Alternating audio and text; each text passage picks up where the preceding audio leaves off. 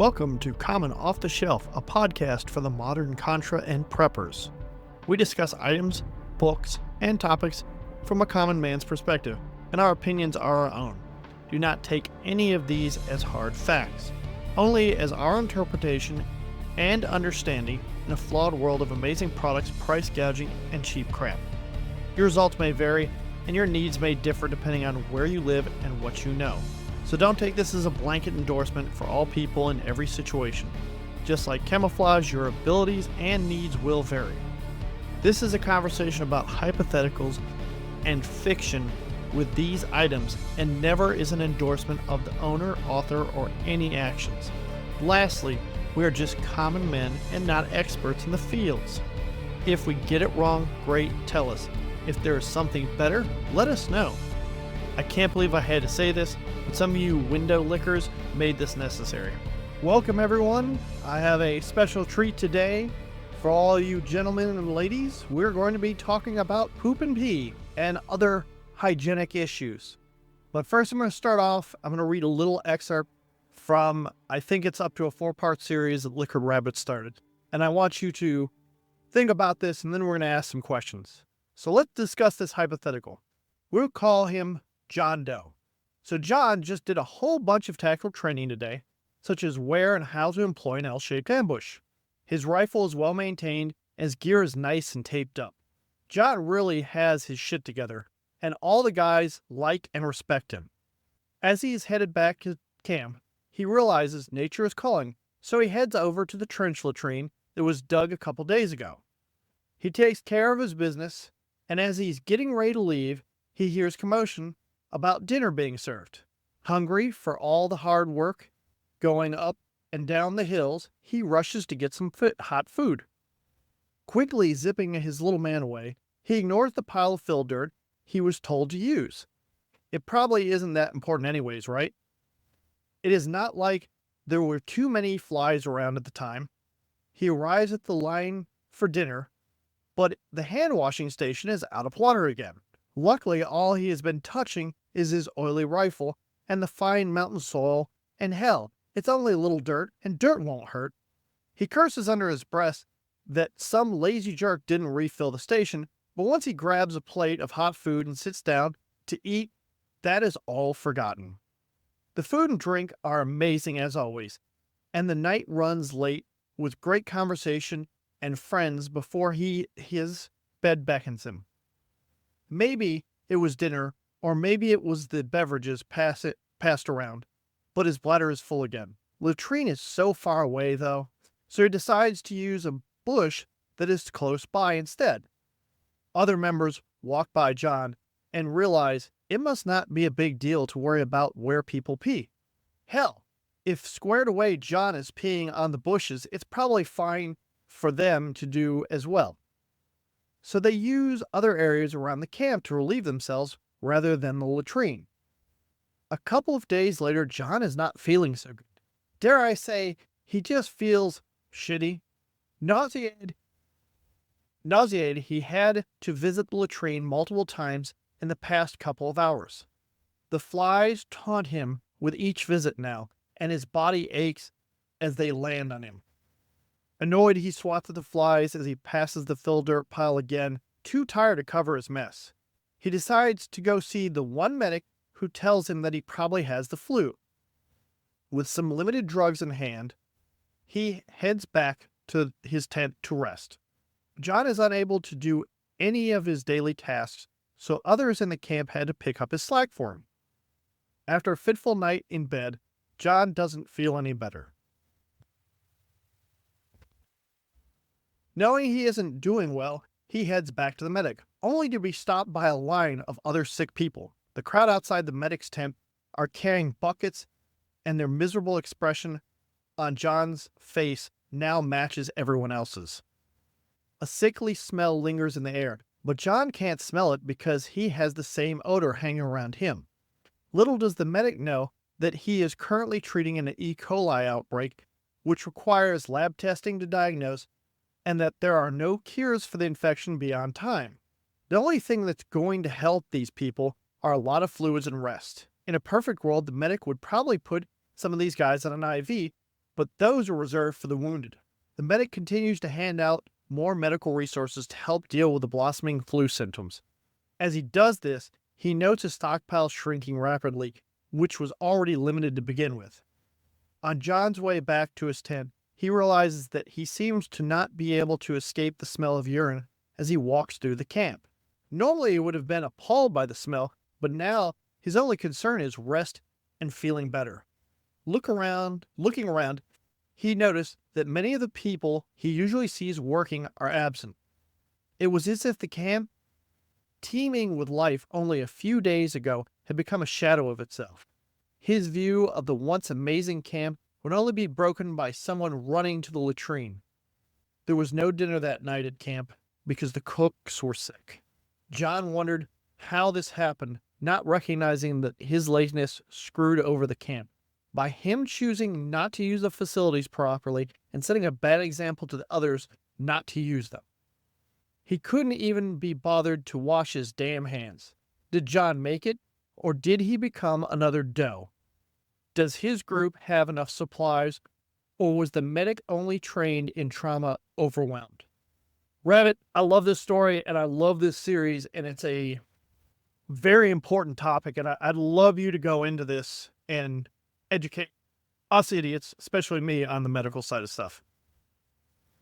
Yeah, no, I appreciate it. And obviously, this is definitely something I nerd out about a lot. And I think it's the larger takeaway that I really want to impress on people is, it's field hygiene and sanitation is the boring. If it is not the most boring, it is the nastiest and the least cool thing that I can go and say is for prepping. You're talking about digging ditches, digging holes. You're talking about everything that you don't want to talk about, excrement, all that other stuff. And its lack of proper placement it is actually important, especially when you go and you talk about some of these smaller camps. And we take for granted what modern infrastructure gives us in the way of sewage and clean water. You can run into a multitude of compounding problems by simply not washing your hands, shaking your hand with somebody else and thinking. We've learned through this pandemic that whatever your feelings are about it, an infection spreads quickly in a community. And if you are not living in ideal situations with less than ideal supplies, and at the same time, what's your healthcare look like? Do you have, even for those who live, even in modern society now, think about those who live away from the large trauma centers, away from those large, if you want to call them like scrubs size hospitals. You're dealing with infections that may or may not always pop up. But yeah, I appreciate the interest. And I had a fun fact here too that I know we were kind of talking about earlier, and I included in my little article here, and they were talking about the canal clearance operation in 75 that happened in Egypt. Approximately about 80% of the U.S. Navy personnel that they shipped there ended up having diarrhea and dysentery from eating poorly maintained field services that were done by a mix of the local populace and the Navy personnel. And they ended up looking into that. They ended up looking into all these different regimens that just weren't being, something as simple as cleaning your hands. And we take it for granted, and we say, oh, hey, like when we were talking about our John Doe, right? He says, oh, hey, it's just some dirt. It's not a big deal. Okay, sure, fine, whatever. But there's a difference and there's a level of moderation when you're saying, okay, well, yeah, that sure doesn't matter now when I have every medicine, antibiotic, doctor. I can go 20 minutes, and most of the time I can find a doctor. I can go to an urgent care. I can go to, or Doc in the Box. If we're talking about prepper situations and we're talking about like G camps and stuff like that, where that may not be the case anymore. And you might have some poor guy like me or some, other medical personnel, and that's your task. And though kind of disgusting, actually totally disgusting. It's very, very important to keep that camp running for a long time. Yeah, and I think this topic is extremely important because every place that we have, every third world nation that you go to has issues, and the U.S. thinks that they're don't have these issues because we'll never have that problem. And I think a lot of the people listening to our podcast, Radio Contra, etc., they all know, hey, this could break down. One of my most horrifying stories, one of two horrifying stories. One comes from Kandahar. And anybody who went to the base in Kandahar knew of Willy Wonka's chocolate factory or the open pit sewage area that was a circle. There was a road going around it. And when it was the rainy season, that flooded, spilled over into the ditches, and you'd have tampons and everything else floating around the water. Luckily, we had all the medical equipment, all the supplies needed. But what happens when you don't have the medical supplies? You don't have the stuff, the trauma medic that you may have. And I know you, Rabbit, you're going into this because you were in the trauma side of things as well. And a lot of the guys, EMS guys and stuff like that, have all this trauma care, but they don't have the sustainment facilities or sustainment knowledge of, say, of a nurse. So if you get shot, great. But what happens when you're sick? And you know some of that back in the day, but now let's take old you and put you in a place, say, hey, you're just an EMT guy, fictitious EMT guy. They know the signs of certain issues and illnesses, but maybe they don't know them well enough. Maybe they don't realize, hey, the sewage problem that we're having, guys peeing in bushes, which seems like not a big deal, could be a big deal. And I think that's why I love your articles so much and why I wanted to get into it. I even bought a book on, I think it was farm sewage protocols from the 1920s just to see how they did it. Yeah, and again, this is definitely a topic that's extremely, I mean, you have MDs that this is their only job is to learn this stuff. I mean, your immunologists and some of your other larger professionals, that's all they do is they study this. And obviously, yeah, that's when you have all these resources and saying, okay, hey, yeah, sorry, man, you can't be peeing in the bushes over there. And you're like, well, why? I mean, it's just a tree. I'm watering a tree. I've My done it. pee Everybody is does it. sterile, You know, which is yeah, true it to an doesn't matter. extent, but And it is, but at the same time, you when go you're in and sick, it say, isn't. okay, yeah, well, now you got to think of, okay, now where's your water coming from? Your water runs downhill, right? So now it's running down where yeah, deer, bear, wildlife, yeah, they pee in the woods, but they don't have such a concentration in one area. But you got to think, okay, you're going to the bathroom, what, maybe 3 times a day? We'll say that's kind of the average. So people urinate about 3 times a day. And now you have, what, a group of 15 people, 20 people. You could see how exponentially this can start getting out of control pretty quickly, especially if you're saying, okay, well, now I have female and male. And I mean, just as professional, female urine is way worse in every way. It's just usually more concentrated, usually has a whole much stronger smell.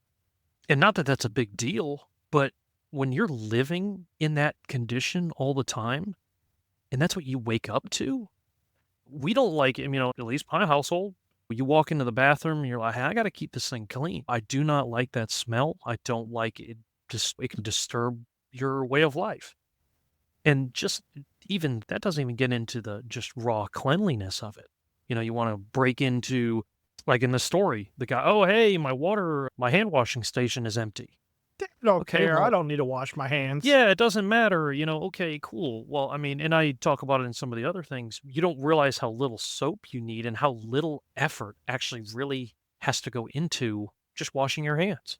I think A lot of, yeah, go ahead. Yeah. I think one of the big things, like we learned from COVID, the general population, not only the distance, and to be fair, there's a lot of misnomers and information on this too, but one of the big things that I took away from it is wash your damn hands.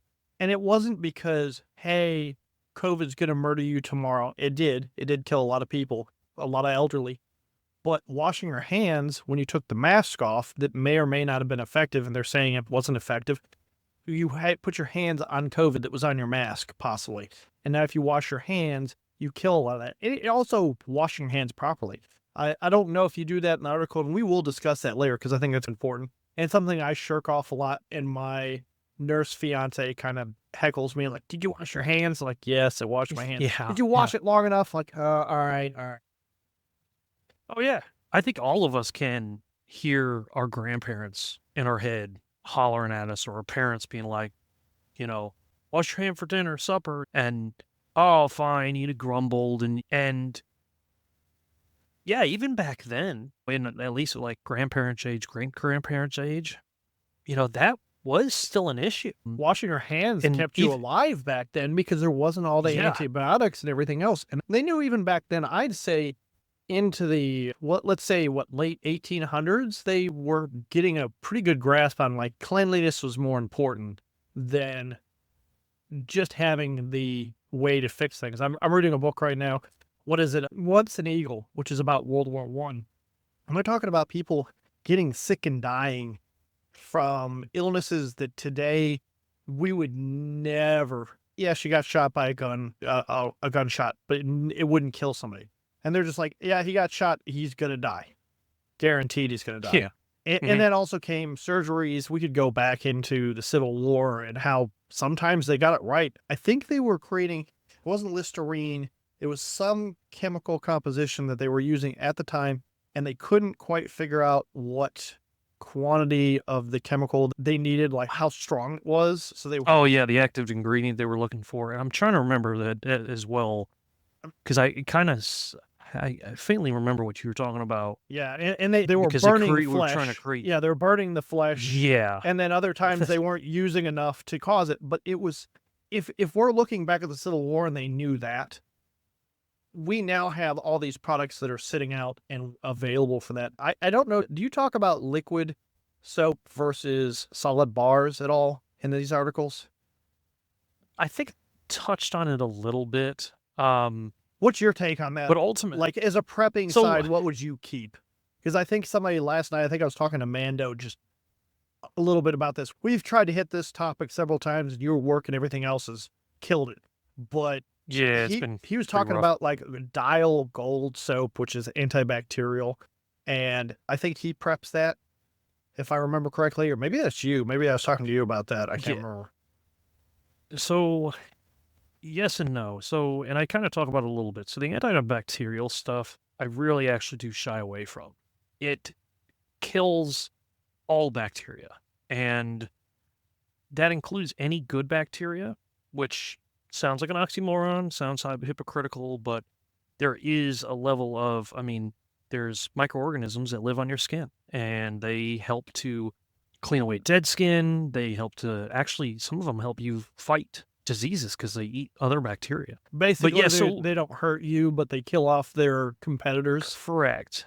Yes. And when you do use those, it is kind of in a healthcare world, you can consider it, oh, hey, I'm saving life over limb, kind of in one aspect, because we used hand sanitizer all the time during the COVID, all the time. I mean, Everybody had how it. many gallons?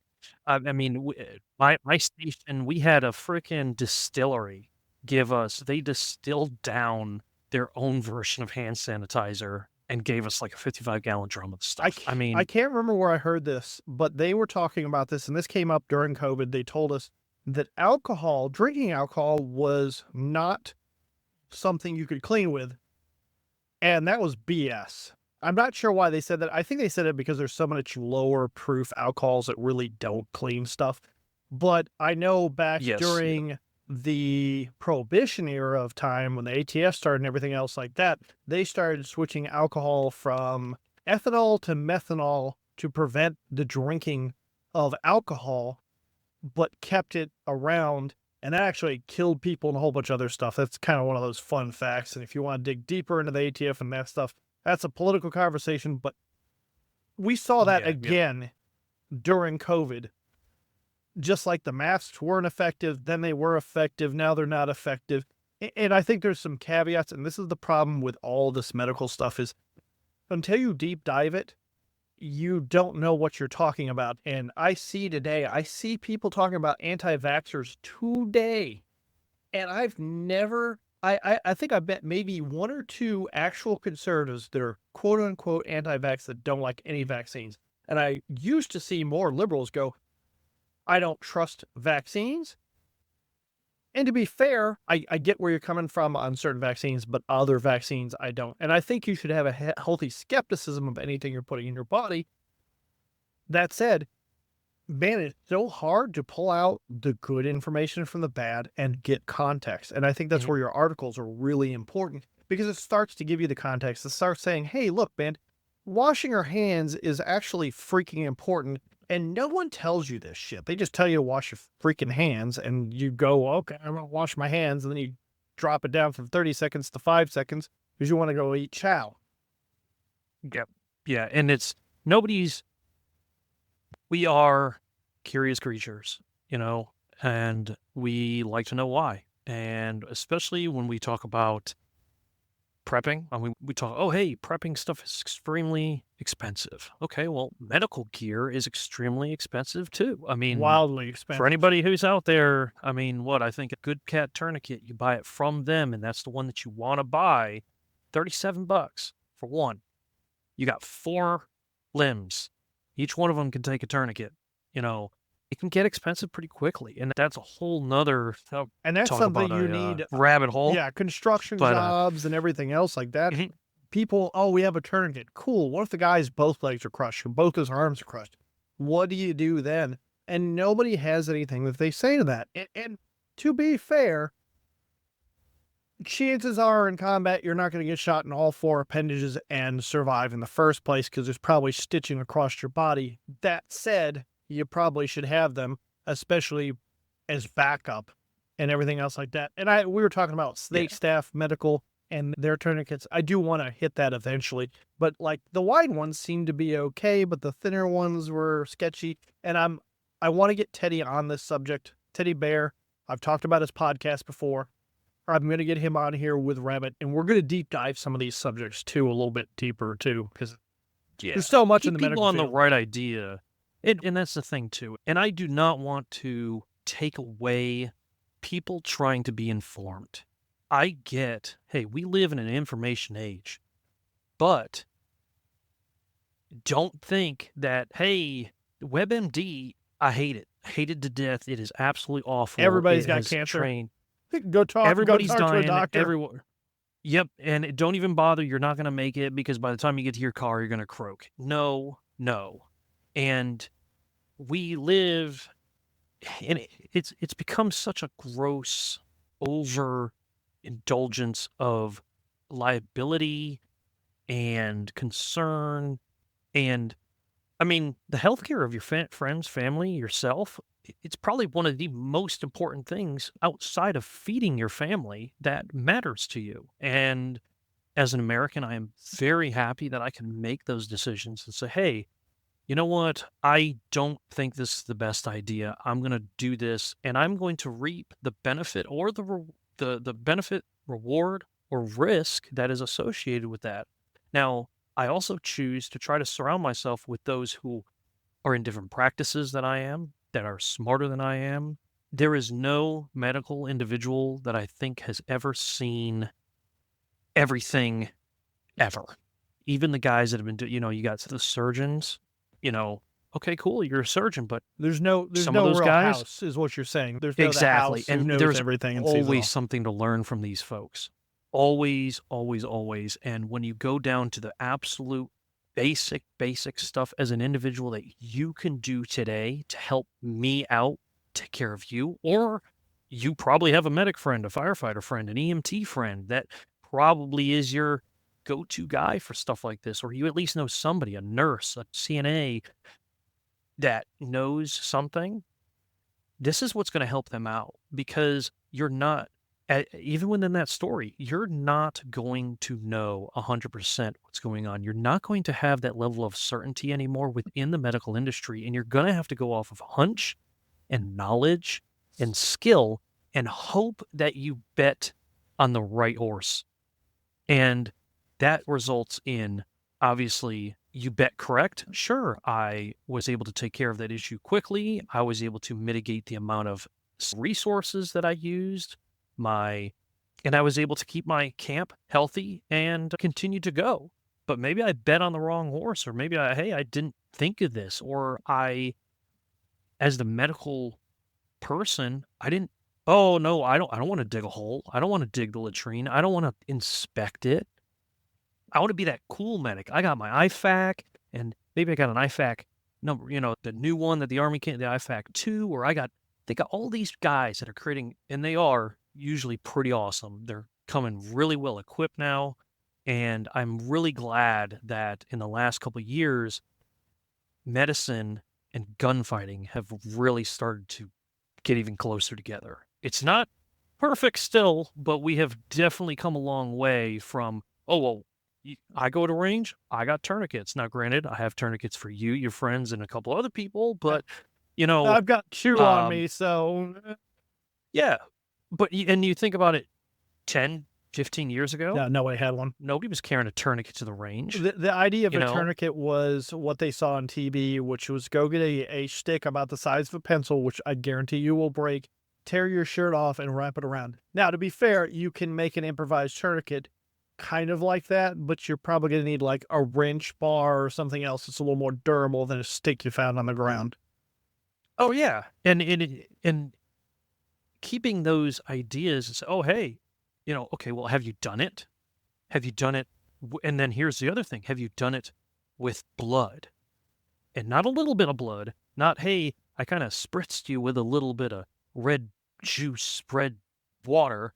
No. Have you done it with an overloading level of liquid that is just getting everywhere? It's getting on your face, it's getting in your hands, it's making everything you touch slick, it's making the tourniquet slide down the appendage. Um, and that's on that side, right? And that's obviously not our main concern today, but But it's a good going topic. back and saying, yes, and that is one of those things that, cool, I'm the cool medic and I know how to do this, and I can put a tourniquet on in 10 seconds flat. Amazing skill, but Yeah. not that just the medic needs to know that. And in reality, the medic needs to know this, because even in the industry, and when you talk to, have you ever heard of SOMA, which is Special Operations Medical Association? They confer about once a year or so, and they go over kind of their findings, and it's kind of a big conference for all the medical people within the military, and it's usually hedged up by very intellectual people with a lot of awesome classes and stuff. And we ended up going last year, and we were kind of talking about the same thing. We're going away from this emergency level of medicine. Like, okay, cool, you can do TC3, amazing skill. Let's not take away from The it. shooters But need we that a also, lot. and yes, definitely. Shooters and your But we're medics on starting the to field. move. Yeah, and we're moving this. We're almost, and Teddy says it best. And I don't want to take words out of his mouth, because when he comes on here, he'll say it better than me. But we're trying to push the medicine down, the knowledge downward and out to everybody. It's now not just good enough that I know how to do a tourniquet. No, it's good that every single person that's on my team can do that basic skill. And I would actually concern myself that's a prerequisite for a lot of this stuff. Okay, cool. You got that. But as a medical person, well, now we got to expand your knowledge and say, okay, well, what do you know about keeping patients alive for hours, days, weeks? What do you have for sepsis? And then you roll into this, going back to this topic of field sanitation. This is the act of prevention instead of reaction. You're trying to be proactive against these things. And I know we're not the hugest fan of the CDC after, everything, but they actually have an amazing, and and I've looked at it before. When you talk about when you're going to other countries, they provide a very good list of diseases within those areas. Like a travel watch, but has to do with localized geographical areas within the world and the diseases that are currently plaguing that area. Cholera is a very common one. Dysentery is another big one. And there are vaccines that have been in the works forever for these. And I would highly recommend those to go check that out and learn and say, okay, well, because these third world countries that we say that, oh, hey, it's over there. We're an ocean away. Okay, cool. Well, you lose power, and what does the sewage pump down the road stop doing? What happens to your, obviously your water treatment facility? It backs up. Those in Florida and in the southern states know it really well because It most of their happens. stuff is having to be pumped like every 2-3 miles.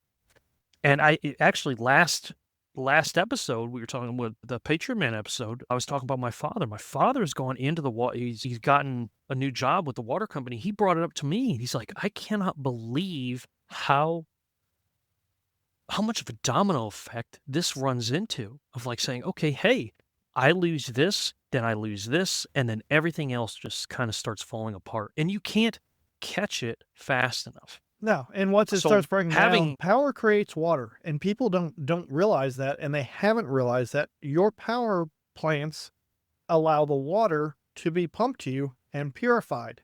And the moment that shuts down, your water is no longer purified. Let's not even talk about breaks in the line and everything else. And yeah, I'd also like to hit two other topics. We have seen, I think Florida had a case of Ebola from somebody coming into the country not so long ago. Now it got caught, he was fine, everything else, but he was coming into the country, flying into Florida. And tons of people come from the Caribbean, and those Caribbean islands also have a lot of visitors from other nations that bring other diseases.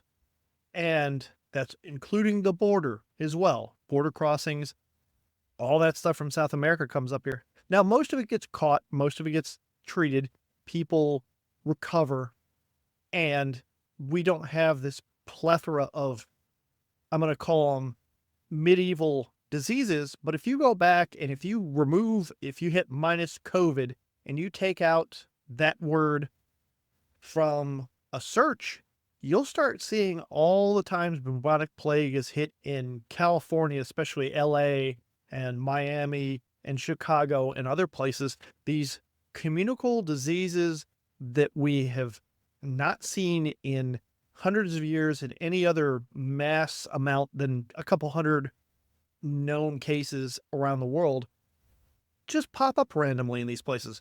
Now let's shut the power down. Let's shut the sewage down. Let's go to sweat MC, sewer, water, electricity, all that stuff. Shut some of that down. Maybe even just turn off a few. Maybe transportation. All the cars can't go anywhere because the fuel has been locked up because somebody has shut down all the pumps and fuel's rationing. You can't go anywhere. You can't even get to the hospital because your car's out of gas. And you're doing community stuff. You're trying to get food. Now your food's problem. Your stockpile of food may be going down. But your next door neighbor just came in from a flight from South America or South Africa, and he brought a little sniffle. What happens next? Did you wash your hands? Did he wash his hands before he came up and shook your hand?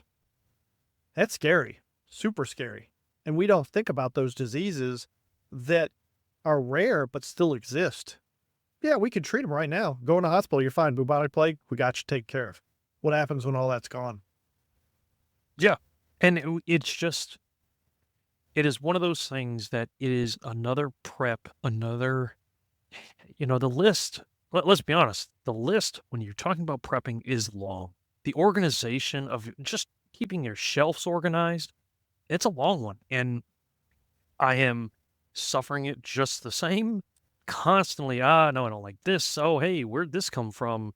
In this atmosphere, when we're talking about prevention of disease within close proximity of other people, okay, hey, man, I'm sorry. I think it is worth your time to go and do this where you think you might have to be. It's not, granted, let's be honest, EPA and government organization, hey, you can't do this. I totally understand it. Don't be, putting this stuff in the street because for the same reason that they're coming after you is the same reason that we're trying to keep you healthy. And Specify what you're kind of talking about because I'm a little lost on so where you're going with in the this. aspect of, What are okay, you not trying to have in so the street? Sorry.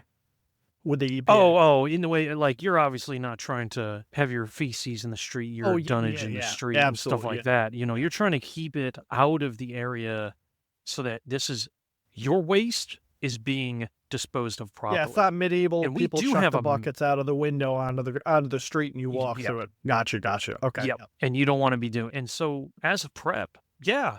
Hey, I got a couple resources that I really, really like, and I reference them almost in every article. And they are because it's actually not, there's legal gray areas as to whether or not you can actually do these things, which I think is actually very interesting when you learn about, hey, you know, waste management is something that, hey, look, if you're, yeah, you can have an outhouse, that's not a big deal. But you have a slit trench in your yard? No, that's kind of a no-no. Little pipes But going into the ground with rocks, or in the case of Angry American, when he wrote his, I think, Engineering Home, or in one of his books, he didn't have any rocks to make a P-trap style pit.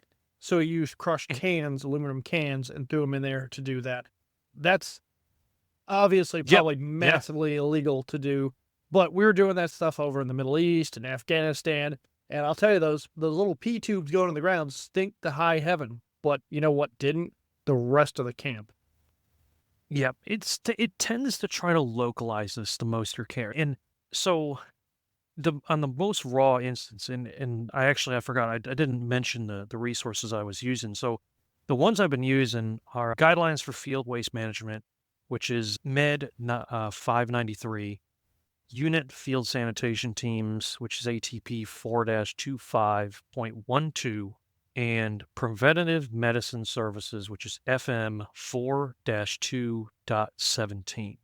Those are the three that I've used a lot. And now, granted, a lot of this is a rehash of that, but I find it very useful because that's the type of environment you're in.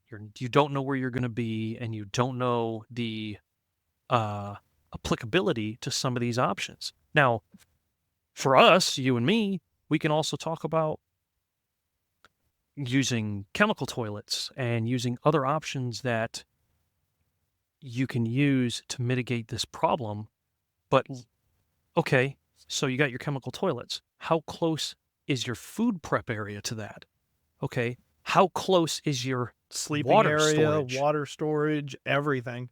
And Yep, that's super big. yeah, and that becomes a much bigger issue when you're like, okay, it becomes, okay, how many people do I have here? In fact, of the day, urination, when you urinate, it's about 7, I think, yeah, 7 to 10 ounces or so per go, right? Mhm. So Can when you're confirm. talking about, I'm pissing. Where I have worked, I've so had to pee in a couple bottles, so yeah, that's about right. yeah, so when you're talking about it and you're saying, okay, well, hey, you're going about, just using the raw knowledge. Hey, I'm going 10 ounces. I'm doing it 3 times a day, 30 ounces. Okay, cool. Maybe one person isn't a big deal. How about a family of 4? That's 120 ounces. Kick that up to a G That's a camp. gallon. Kick that up to a G camp, Yeah. and it's a lot more So people. what do we want to call that? We want to say, 20 people, 30 people, maybe. yeah, 20. Let's do 20. 20 is a just good number. we'll do 20, see if my math serves me right. And actually, I want to make sure I get the right answer. Let's see if I can use that for, it's almost about 600 ounces. Okay.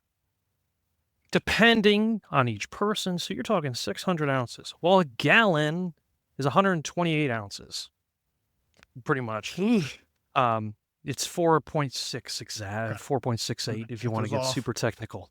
Hey, I like to be accurate. precise if I can. Yeah, fair. That's why I'd rather, my math sometimes is good, but I want to put out the right information. EMP, pull out the abacus. I still got that mechanical calculator, by the way, too.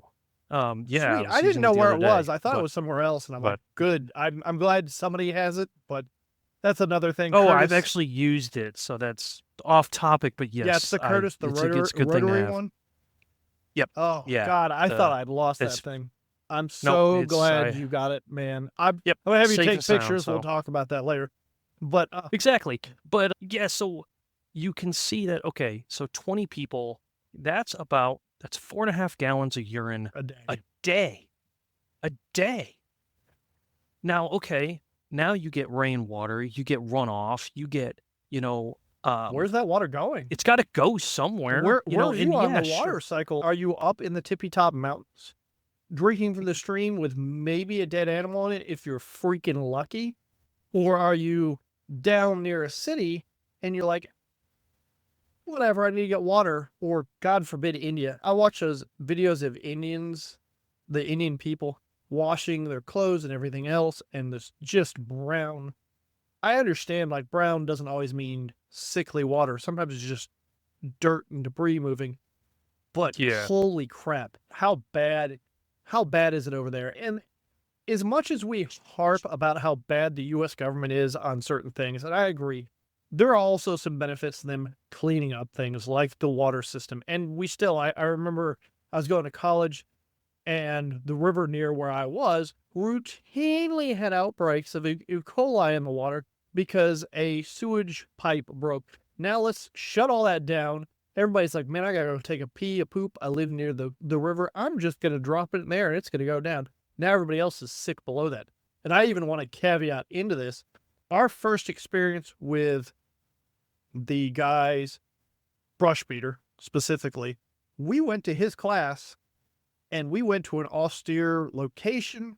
There was nothing there. There was no water. You brought in your own water. There was no latrines, anything. Just go to the woods. And people peed and pooped where they wanted to. I went back for the scout course, and there was poop where we were doing the scout course. I think somebody crawled into it. I heard walked this into that. story, yeah. And Yeah. It ran into hit a landmine. how many camping trips did we go on where we went to go camp somewhere, and right next to the tree was a pile of poop under toilet paper or under a rock? And that, to be fair, a lot of campers and hikers do that because over time this is going to break down. It's one person. It's in an austere area. It's not a big deal. But these people were doing this stuff in very heavily camped areas. I was out in Utah and went up a trail.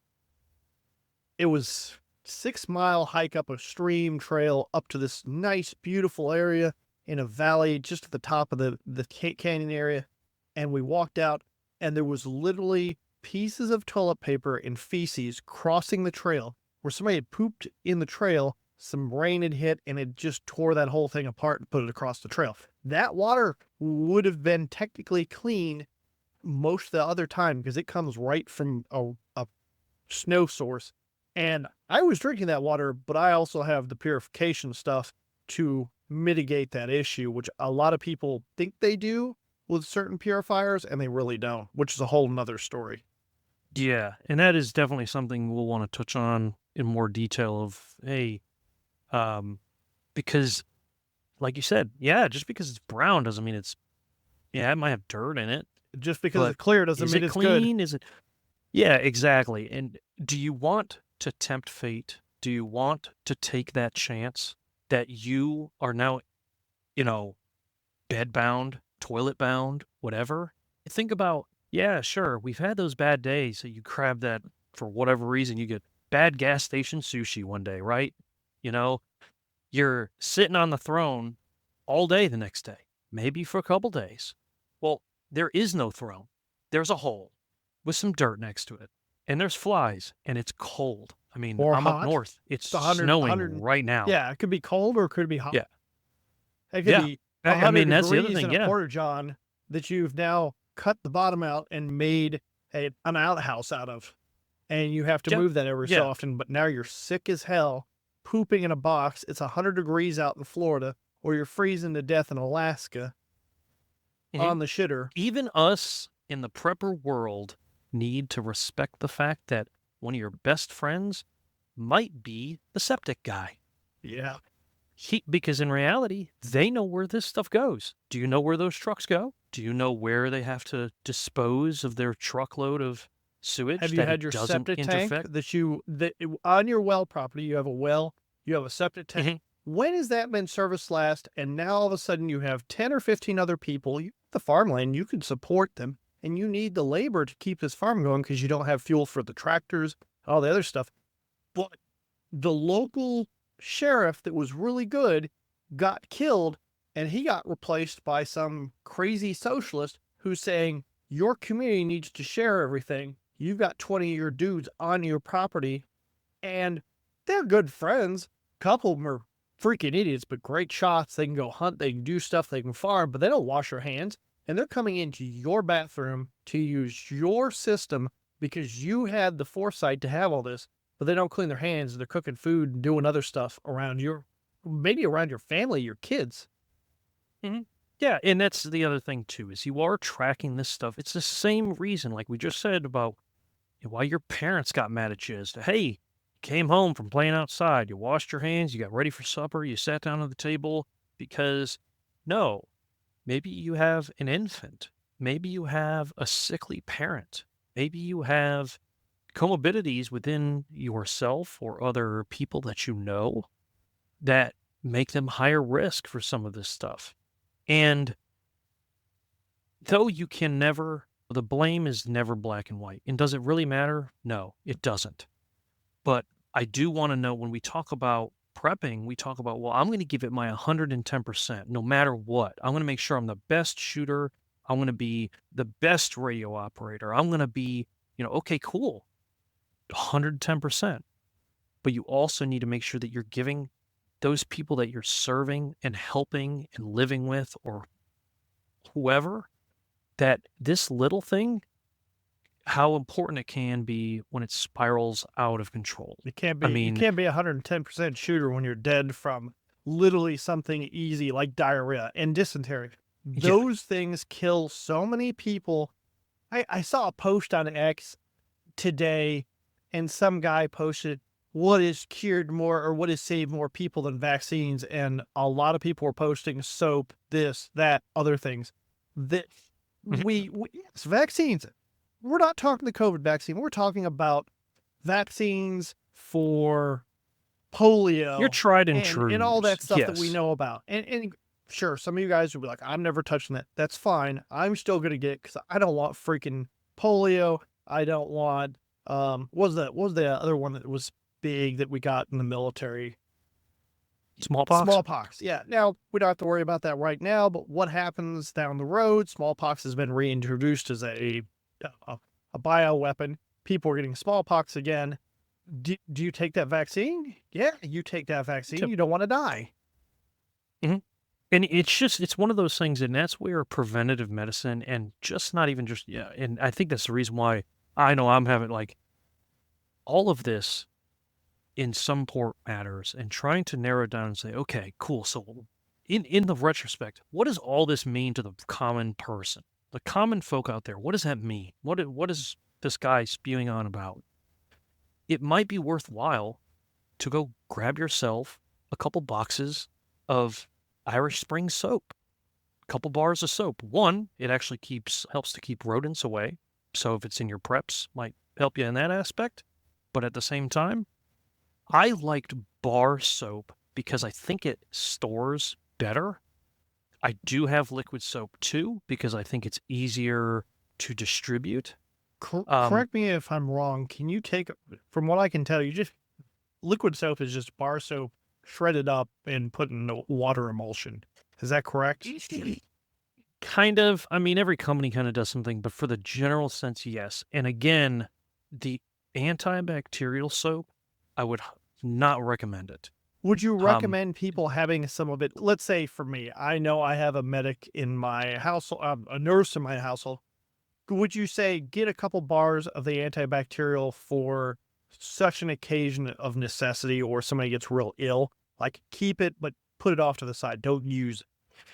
in those special occasions, I don't think it will hurt. Okay. In that aspect, no. Especially if you are in contact with somebody that is sick or possibly could get sick or yourself. But you do, the return on investment on some of that may not make sense when you're just trying to make sure that you're going for the long haul. And so plain Dawn, that, and I reference it in the articles as well. It does not matter how little soap you put on your hands. That's a that allow. Oh, hey, I need to put a big dollop. No, Yeah, that's what I you thought. just need. Yeah, so that's kind of where the liquid kind of wins out in the way of if I set up a wash station, I'm probably going to use liquid Okay. because I can go and predetermine and say, okay, you just need like 2 drops. That's it. It just needs to break the surface tension of the water, and it also needs to help break down some of that grime. Now, obviously, for those who are probably mechanics, dirty by nature, trust me, that pumice, that orange pumice Cleaner. soap and stuff that stuff is I mean, is awesome. For getting off that really, really deep dirt, dirt and grime. But I like to finish it up with Dawn specifically because I don't want that stuff In every on my hands food, either. yeah. It's rough. It's a very rough soap and it does its job very good, but I still recommend give your hands some love. That stuff is not bad, and there are other generic products that are very similar to that. Um, Any knockoff generic but products probably yeah, about there. and if you really want to talk about trade and bartering, that's where to me, okay, here, hey man, I see your kids, haven't seen a shower in a little while. You need to go rinse off Yeah, or help clean whatever. up. Clean up Here's feels so good. So freaking good. here, And that's yeah, something cut the people bar of soap in half or in quarters and give it to them. give them a little You chunk. know, Here, take this chunk of yeah, soap. And we actually got something for Christmas. They're a mesh fabric. And I can't remember what they're called specifically, but it's a mesh fabric. And you can rub a little soap on that and wash your whole body. And it scrubs down. Those things are really nice because the you don't need a lot of soap to make yourself soapy, which I like a whole bunch. Think of it as a thin yes, yeah. slice of The like, air, it's like the agitation. And in reality, those who are herbal in nature, it's a loofah, and you can grow them. I know a bunch of people that do. They grow them, they dry them, then they cut them up, and it's literally an all natural. It's a plant that uh, they cut up in these little pieces, and you're you can use it to agitate and get scrubbed yourself really, really well with them. And it's just those things that I would like to bring to people's attention to say, okay, cool. Yes, have those tourniquets, have that bleeding control. If you have the ability, have those IV supplies, have that ammunition, that extra gun for your friend down the road that you really or trust. extra, But then, extra hey, needle kit that you may not need to know yeah, how to use, but that medic does. And now you have it, supplies to make sure you're alive. By the way, it was an African exfoliating net, is what they're called. They're sold, they're real cheap, but it's something to look into. that might, yeah. And it's to make things more efficient and make it obviously have longer legs and have longer longevity because Supplies are limited. there's not too many people that know how to make soap And anymore. logistics And to do breakdown. the old, yeah, and you're talking about, okay, so you run out of this stuff. Yeah, sure, I want to take a shower, but if you got no soap, yeah, it's kind of being half done. It It's not helps, as but it's not, effective. yeah. And it does. And when you do have a group of people, it is essential, like you said, chow times. And that medical personnel, this is kind of for them too. You have to be the bad guy. It's an ideal. It's, hey, you are there. If you take that responsibility and you say, hey, I think this is where I fit the bill and I want to be the provider for these people. I can't get enough of it. I love it. I love taking care of people. I love watching their faces when they get better. Um, and I like to be able to do that. I know there are many, many people of the same likeness, especially within this community. Definitely not my side of But things, but yeah, and that's okay. That's okay. But those of us who want to do this, you have to think that this is part of your responsibility too. This is not, yeah, I love doing it. If for those in the military, if you've ever done the live tissue labs, if you've ever done that cool, do the aeromedical stuff, that is amazing. It is a great opportunity. But when you don't have that, and yeah, cool. Yeah, you're not going to be taking care of blood or gunshot victims often. And if you do, and if you are, you might want to reevaluate where you're at look at World because War that One. goes into a different issue of, World War One, like most you said, people like died with, from disease over yes, gunshots, and that was a horrific horrific war with people shooting just like Ukraine right now. And I bet you right now, as good as our medical stuff has gotten, I bet you there's a large quantity of people dying in Ukraine, both Russian and Ukrainian, from disease. And we're just not hearing about it Oh, because probably not. And granted, and what's actually interesting is those individuals and those providers actually came to Soma. We saw a bunch of them last year, and they talked about some of that. And obviously, with their what's going on there, it's definitely more, and they are all the trauma surgeons and stuff like that. But let's bring up even something closer to home. North Carolina. North Carolina, there were people setting up freaking actual camping tents with hand-drawn red crosses on them and doing what they can. There is nothing for those people at that time. And $700 will probably yeah, well, get them to a lot. don't want to. And then the Yeah, fire well, in California, yep. $770 because they're a little more well-to-do. It becomes irritating when you look at it in that and to think of like, so how can you as the individual make the most impact? It seems Keep clean. I cannot convey how absolutely awful these tasks are. Yeah. I mean, when again talking to those medical providers, you having to be that, that annoying voice in people's head. Hey man, when you proactively go and find, hey man, I saw you standing at the hand wash station. You didn't wash your hands. Get back in line because you are there for them. And your Sometimes leaders need to be the cats that you're hurting your don't leaders know the best. your leaders Don't need to know 100%. this too. Your leaders need Yes. to fucking reinforce this, and they Yep. won't because like a warfighter, blah blah blah. One of the stories that really it was humorous at the time, and then after reading your articles, it really made me go, "Oh my god!" And this is going to be disgusting. If anybody doesn't want to listen to disgusting stuff, give it a couple minutes, and I'll be done. But one of my friends during Operation Iraqi Minute Freedom, of uncensored nastiness. this is a horrible one. This guy walks up and he's carrying a multi-tool, and he literally comes with his pants down while my buddy's taking a poop off the shovel into a slit trench. And he's like, "Can you cut this dingleberry out of my ass?" And my buddy's like, "Get the fuck away from me." And he said that this guy's done this to a couple of people now, and they're like, "What the hell is wrong with this dude?" Well, the medic sees it, comes up and goes, "Oh my god." And this guy has a turd stuck in all the hairs of his butt, stuck in there.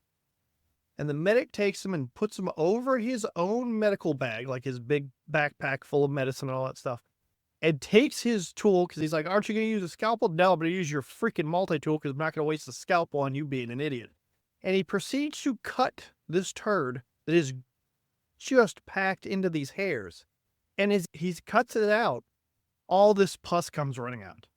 Now, what was this guy's problem? It's funny now because we know he survived. He's fine. His butt probably got Band-Aids, and the medic was like, he pushed him off the bag because like this ooze was coming down onto his bag. He's like, get off. And he probably got sent back, got some bandages on his butt and some ointment, and he's on his way.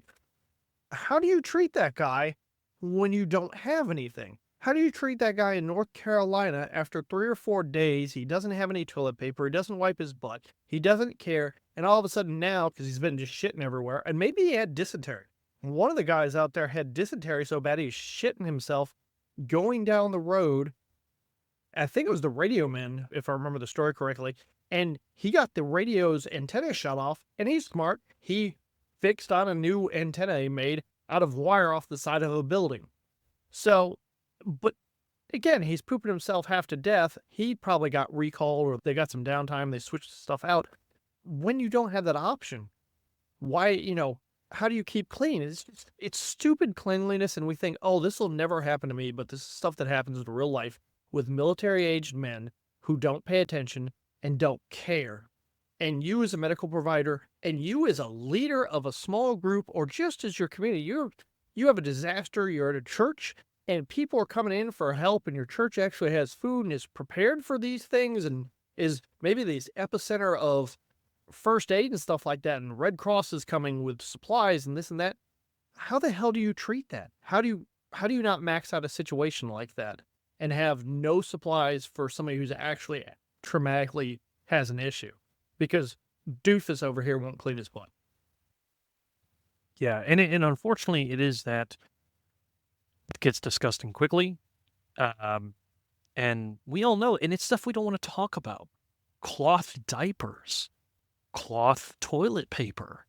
I mean, that is. Well, do you think that we're gonna, do you think you're gonna have toilet paper forever? Like, how are you gonna clean yourself? And I definitely wouldn't recommend randomly pulling leaves off the side of the tree if you didn't need to. But Well, I you'll mean, find out real quick which one's the itch and which ones don't, exactly. And then somebody's definitely gonna get or really, bitten. uh, yeah. And when we talk about that, and we're like, oh man, like everyone was so happy when disposable diapers came out. And they're like, oh, I just get to get rid of it. It gets to go trash and bye bye. It's gone. And It's it cleaner. is cleaner. Yep. It is Less cleaner. work.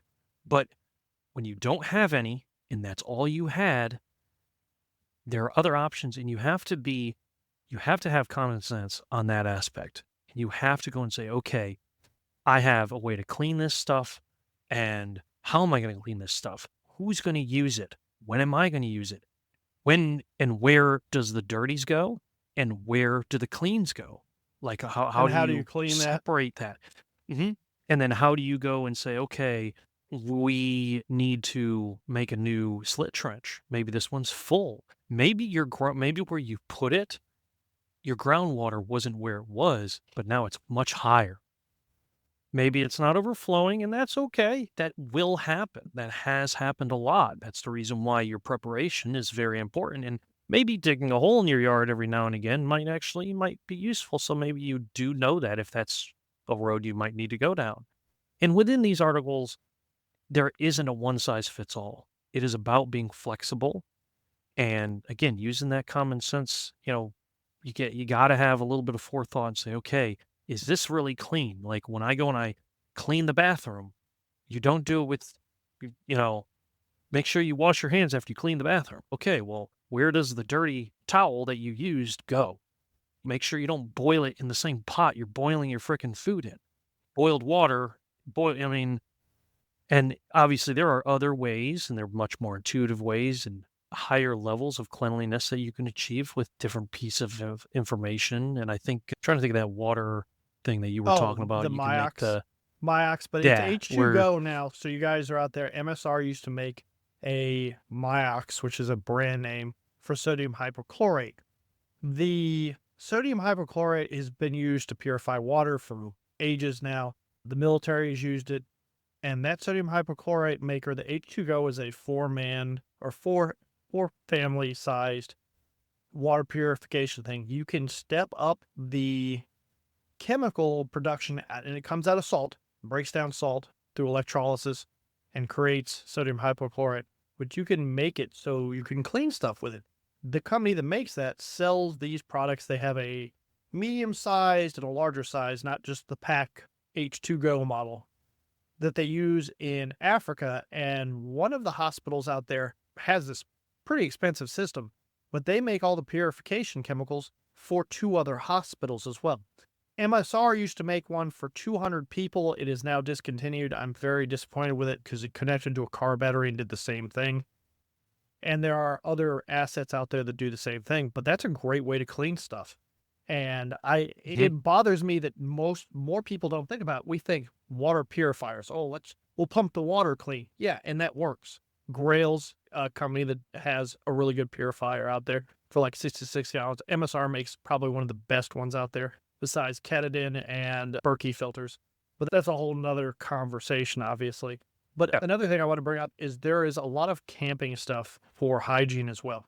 You've got these guys and gals who go on the AT, which is the Appalachian Trail, and women specifically have different needs than men. And if you go into a well stocked, properly done camping supply store, you'll find feminine hygiene products there, plus rags specifically that are built antibacterially for them to wipe themselves with so they're not nasty going down the trail. Not only the smell and everything else, and they have all the little substances to do that, but you can get some of the knowledge from there as well as the places Rabbit is talking about as well. And I think this is a big topic, and I'd love to go Yeah. on for hours on this, and I know you would until I probably bled out of my eyes. But Oh, I totally could, and unfortunately, nasty stories and learning experiences that I've had that's taught me some of those are how important to important some of hear. this stuff is. It is, and it's obviously sometimes some of them aren't as public consumption as others, but as long as those or our listeners and you and everybody else had keeping an open mind and keeping this as a I understand this is as I've said multiple times is not cool and it takes a lot of time, takes a lot of effort, but it does need to be it can't just be backburnered all the time. You know, yeah, sure, fine. You make an amazing latrine, you set this up very properly, and sure, you nurse it along and you make sure that your infrastructure that you've had to use for your field hygiene, it works for a while, but just keep your eye on it. And like I've done, surround yourself with people that know this stuff as well and say, hey, you know, that easy answer you might not have thought of and, oh, hey, maybe we don't put the water over here, put the water over here. Let's put the bathrooms over here. Oh, well, that's downhill. That might be a little bit better. So at least it's not running into our water supply. So, and again, yeah, I can talk about this forever. I know we just kind of wanted to introduce this. I think we'll come back and Oh, we'll talk a deep little bit dive this. more. This is very And if a important couple stuff. people have some specific questions, maybe we'll do our best to maybe incorporate them into a future episode on this, or if they have concerns, maybe if you guys want to know where to buy some of this stuff, I'll see if I can do some research on your behalf, and Rabbit, hopefully this kind of helps you out. what is your how do I contact you on X, which seems to be the easiest way? For me on X, I'm actually going to be, it should be rabbit0242, or I think it's like at Liquor Rabbit. I'm not the most, I'll be honest, X is not, I'm not the most literate when it comes to that. But I'm Put out also a on, message at him, or you could add G yeah, Logistician. I'll send it to him as well. One other thing I did want to bring up, because I know Mech Medics is having a course soon, and his course, well, not too soon, but enough that you guys need to pay attention. Now, this is not sustainment stuff. This is casualty care stuff for you guys who are shooters and movers and things that you need to know too. But hmm especially guys who are going in the medic area and they want to learn a little bit more. He has a class the 12th to the 13th of April in North Carolina, which will be at the G Camp. And it's his Tactical Combat Casualty Care course. It is the steps of primary intervention in any type of physical trauma. This course will teach the appropriate steps of response based on the current Council of Tactical Combat Casualty Care guidelines used by the military. Course is critically important for anyone ranging from civilians to first responders to career medical staff in teaching primary life-saving interventions as a first step before a higher tier of medical care can be provided. And all this stuff, the reason why I brought up his poop articles and his hygiene and all this other stuff is because we don't want you to get to the point where you need higher tier medical assistance in your community. Maybe this is something that, hey, disaster happened. Okay, we need to dig some slit trenches. Here's the book. I've already looked over it. Joe, you need to look at this, and we need to build this slit trench this way. Anyways, Mech Medics course is going to be why TCC is so important, how to treat trauma based on March, interventions, utilizing IFAC. Most people buy the damn things and never know how to use them, so I think it's really good. don't even take the cellophane off their tourniquet sometimes. All right, so anyways, hello there, but Mech Medics course is going to be North Carolina, and want to make sure you guys know it, 12th, 13th. He goes over everything, including how to utilize IFACs. And I can't tell you how many times I've watched Rabbit take an IFAC and pull out some of the extra plastic coverings on certain things and saying, this is how you really need to carry this IFAC, which a lot of people buy and just whatever. And they keep it on. They don't know how to use it. So that's important. So I think Rabbit has given a lot of good knowledge here for where you guys should start looking. He's got 4 phenomenal articles. Look up Liquored Rabbit on AmericanPartisan.org. Check out his articles. Maybe when you get round to it, pop on X, pop a message on there. I know his articles are a little dated now, so you can't go on American Partisan lead messages, but there are a few there already from other people And I hope to have Teddy Bear come on here. I think he's phenomenal, and I'll let you guys talk way more. It's just you and me chit-chatting right now, but you two will probably bounce off each other for 2 hours, and I'll probably glaze over and go, I don't even understand any of this. So maybe Mando and I will listen and kind of like reel you guys back into the common man stuff a little bit more. Anything you want to? Yeah, and it's hopefully this makes sense to some people, and it kind of makes that general, like you said, the general introduction to this stuff. Let's see if we can maybe get some more people attached to this idea of cleanliness and its importance, and small family all the way up to a large group. And this is, like I said, this can be a bartering tool. This can be the ability to keep your family safe. So if anybody does have questions, reach out. I'll do the best that I can to answer them. I am on sporadically, but I If know not, G Logistician Lodge- on X will get you. I'll take the messages as well and send it to him as well. If he doesn't reply, I'll reply to you sooner or later. So, all right, I think we've kept these guys around long enough. Thank you so much, Rabbit, for bringing up this topic. I think it's very important, and I'm glad we're talking about something else just beyond the actual trauma care.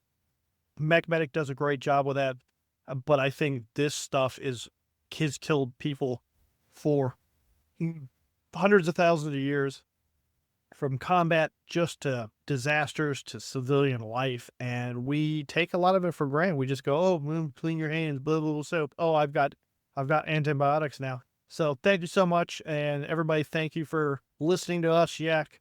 Have a good night.